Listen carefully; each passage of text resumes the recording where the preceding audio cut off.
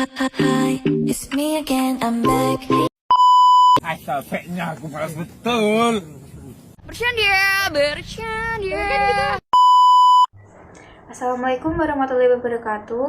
Perkenalkan, saya Najla dari absen 28 dan teman saya Lanis Nelly dari absen 23. Di sini kami akan bertanya jawab tentang bab 3, yaitu sistem dan struktur politik dan ekonomi Indonesia masa demokrasi terpimpin. A few moments later. Konsepsi Presiden 1957 merupakan landasan terciptanya sistem demokrasi terpimpin. Bagaimana isi pokok-pokok pemikiran yang terkandung dalam konsepsi Presiden 1957 tersebut?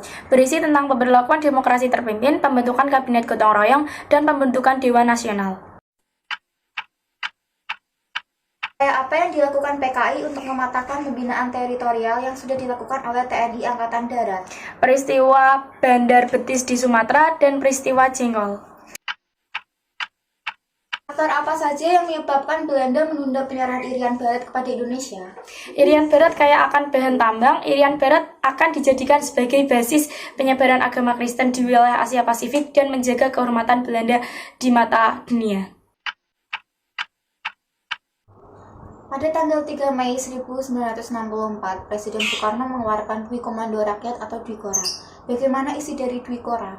Perhebat ketahanan revolusi Indonesia dan membantu perjuangan revolusioner rakyat Malaya, Singapura, Sarawak, Sabah, dan Brunei untuk memerdekakan diri dan menggagalkan negara boneka Malaysia. Saja langkah-langkah yang diambil pemerintah untuk mengatasi keuangan masa demokrasi terpimpin yang semakin memburuk.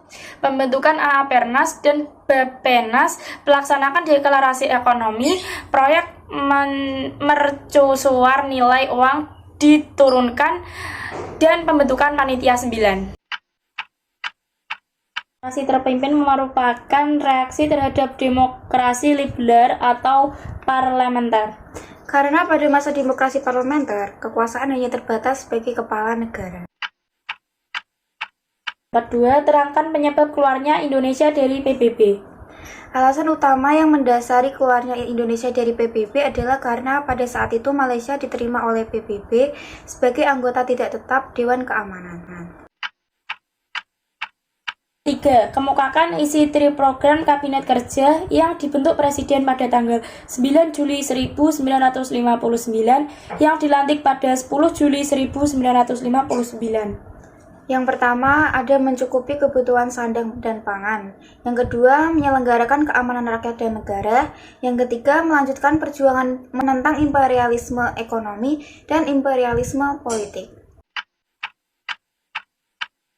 Yang keempat, terangkan tujuan deklarasi ekonomi yang dibentuk pemerintah pada tanggal 28 Maret 1963. Tujuan dari Dekon adalah untuk memperbaiki ekonomi Indonesia secara menyeluruh dan menciptakan ekonomi yang bersifat nasional, demokrasi, serta terbebas dari imperialisme. Yang terakhir, terangkan arti bahwa struktur ekonomi Indonesia pada masa demokrasi terpimpin menjurus pada sistem etatisme. Struktur ekonomi Indonesia menjurus pada sistem etatisme, yaitu masalah-masalah perekonomian diatur atau dipegang oleh pemerintah, sedangkan prinsip-prinsip dasar ekonomi banyak diabaikan. Demikian isi tanya jawab kami kali ini. Semoga apa yang kami sampaikan dapat bermanfaat bagi kita semua. Jika ada kekurangan, mohon dimaafkan karena kesempurnaan sesungguhnya hanya milik Allah Subhanahu wa taala. Assalamualaikum warahmatullahi wabarakatuh. You want them C's if it's breeze, red ruby the sleeves, Chinese on my sleeve, these wanna be Chun-Li's anyway, yee how.